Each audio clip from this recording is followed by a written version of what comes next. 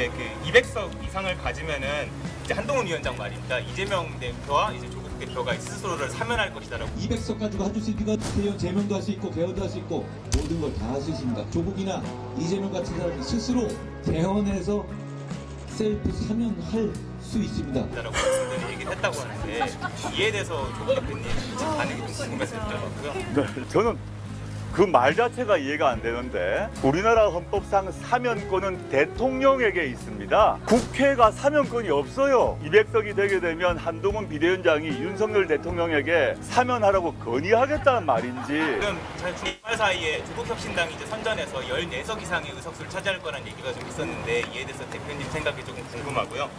또 이제 그 200석 이상을 가지면은 이제 한동훈 위원장 말입니다. 이재명 대표와 이제 조국 대표가 스스로를 사면할 것이다라고 말씀드린 얘기를 했다고 하는데 이에 대해서 조국 대표님 반응이 좀 궁금해서 여쭤봤고요. 내일 이제 마지막 일정이 대파혁명 강조하면서 이제 광화문 유세를 하시는데 그때 이제 마지막 각오 같은 거 좀 궁금합니다. 며칠 안 남았으니까요. 네.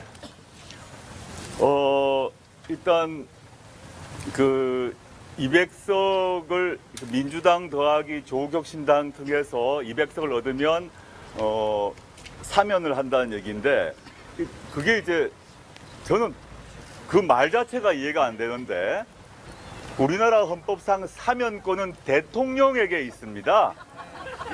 대통령에게 있는데 민주당과 조국혁신당이 합해서 200석을 넘으면 국회가 사면권이 없어요. 이게 무슨 말 하는지를 저도 법률적으로 잘 이해가 안 된다. 그에 따르면 약간만 조용해 주시면 좋겠습니다. 감사합니다. 열받으신 건 알겠는데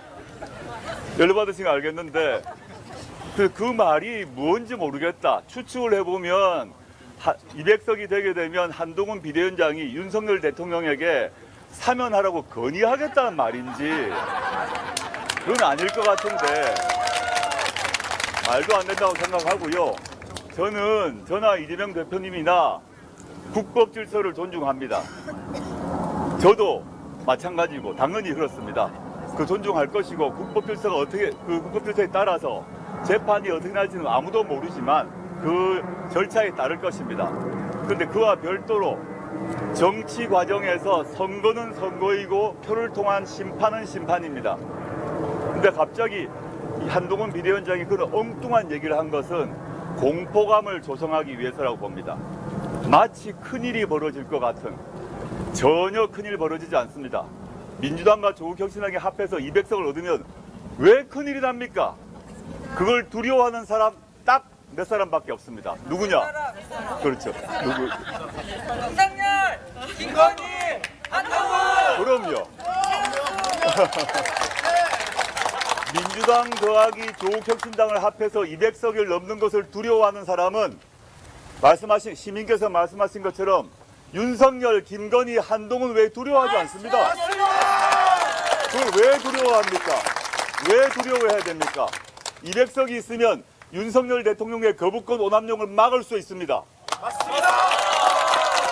윤석열 대통령이 거부권을 행사한 법안이 뭡니까? 김건희 특검법을 거부권 행사해서 날려버렸지 않습니까? 200석이 있으면 대통령이 거부권을 행사하더라도 다시 재발의해서 통과시킬 수 있고, 그럼 특별검사가 임명될 수 있고, 그 특별검사가 김건희 씨 및 김건희 씨의 생모, 최은순 씨의 주가 조작 등등의 범죄에 대해서 수사를 할 수 있습니다.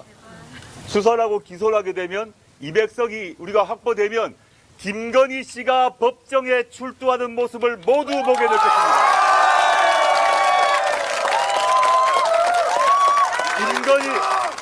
김건희 씨가 법정에 기소되어야만 출석합니다. 법정에 출석하는 모습을 두려워하는 사람이 우리입니까? 아니야! 그렇게 답드리고요. 아까 답을 다 드렸던? 목표 의석수 말씀드렸군요. 목표 의석수는 바꾼 적이 없습니다. 다만 말씀드린 바는 조국혁신당은 창당 이후 지금까지 윤석열 정권을 조기종식시킨 것, 그 다음에 민생과 복지가 확보되는 사회권 선진국을 만들기 위해서 달려왔습니다. 그 달려왔고 일정한 성과를 거뒀다고 생각합니다. 그리고 국민들의 공감도 얻었다고 생각합니다. 저는 감히 말씀드리자면 목표 의석은 수정하지 않았지만 국민 여러분들께서 비례대표는 9번을 압도적으로 몰아주십시오.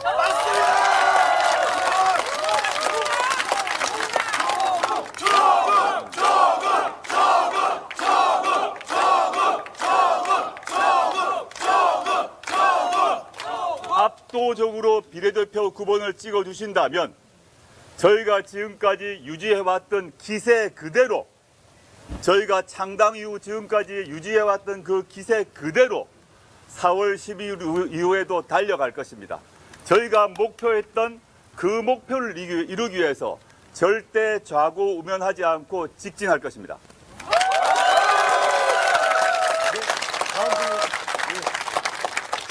중부대리 최우배 기자라고 합니다. 지역에 오셨으니까 지역 관련 질문 하나만 네네. 드리겠습니다. 여하튼 지난해 여권으로부터 해서 서울 인접도시들의 서울 편입으로는 뭐 연담화, 메가 서울 강력화 이런 논의가 있고요. 그다음에 또 김동희 경기지사도 본인의 공약사항인 경기 북부 특별자치도 또는 경기도 북도남도 분도 정책을 추진하고 있습니다. 지금 수도권을 중심으로 행정구역 개편에 대한 논의가 지금 있는데요, 사실. 네네. 그것에 대한 조 대표님의 입장이나 이런 게 있으면 말씀을 부탁드리고, 또 하나는 다른 당 이야기긴 하지만 국민의힘 한동훈 비대위원장이 요즘 입이 거칠어지고 있는데 쓰레기통 뭐 같이 이렇게 이런 말을 하시는데 총선 이후에 그분의 거치나 위치가 어떻게 될 거를 보시는지 한번 부탁드리겠습니다. 저희 한번 바꾸고 하겠습니다. 좋아, 좋습니다.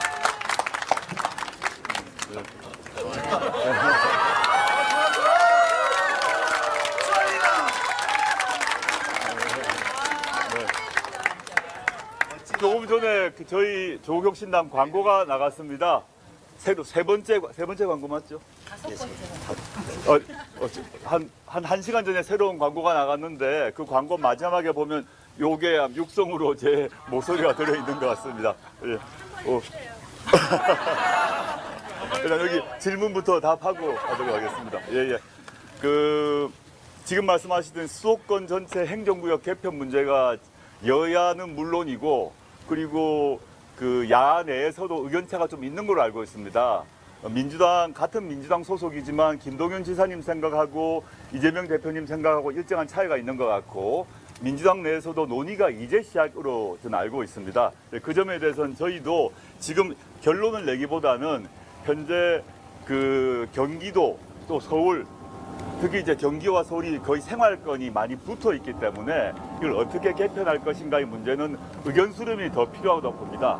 그냥 일도 양단에서 제가 지금 이렇게 하겠다 저렇게 하겠다 말씀드리는 건 성급한 일이다. 이건 워낙 서울만이 아니라 수도권 전체에 살고 계신 시민들의 생활을 완전히 바꾸는 문제라서 신중한 검토가 필요하다. 논의를 할 수밖에 없을 것이지만 지금 결론 낼 수는 없다고 생각하고요. 두 번째 한동훈 비대위원장이 입이 거칠어진 거 보니까 저는 그분 역시 매우 급한 상황 같아. 예.